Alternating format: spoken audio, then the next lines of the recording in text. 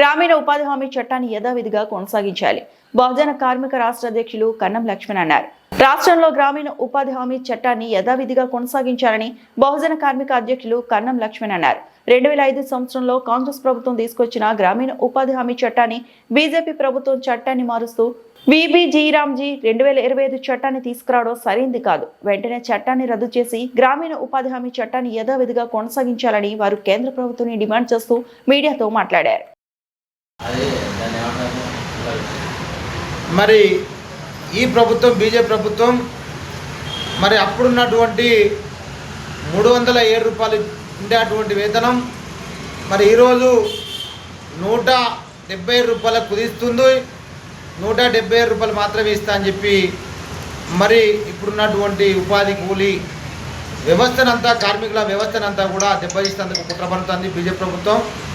కాబట్టి మరి యథావిధిగా కాంగ్రెస్ ప్రభుత్వం ఉన్నటువంటి వ్యవస్థ అదే విధంగా కొనసాగించాలి. మరి దాంతో పాటుగా రైతులకు అనుసంధానం చేస్తా అని మాట చెప్తుంది. కాబట్టి రైతులకు అనుసంధానంగా మేము వ్యతిరేకం కాదు, కానీ వారికి ఇచ్చేటువంటి జీతం ఇంతకుముందు ఏదైతే 307 రూపాయలు ఉందో అదే విధంగా ఇచ్చి రైతులకు అనుసంధానం చేయాలని చెప్పి డిమాండ్ చేస్తున్నాం.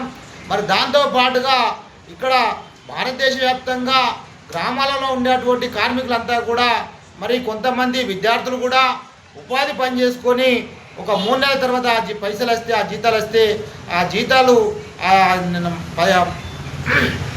15 రోజులు కానీ నెల రోజులు కానీ పని చేసుకున్న తర్వాత వచ్చేటువంటి పైసలు తీసుకొని బీటెక్ కానీ ఎంటెక్ కానీ చదువుకున్న విద్యార్థులు ఉన్నారు. మరి అట్లాంటి విద్యార్థుల కోసం కూడా మరి ఇలా అన్యాయం జరుగుతుందని చెప్పి నేను భావిస్తున్నా. నా పేరు కన్నం లక్ష్మణ్, బహుజన కార్మిక సంఘ రాష్ట్ర అధ్యక్షుని. జై భీమ్.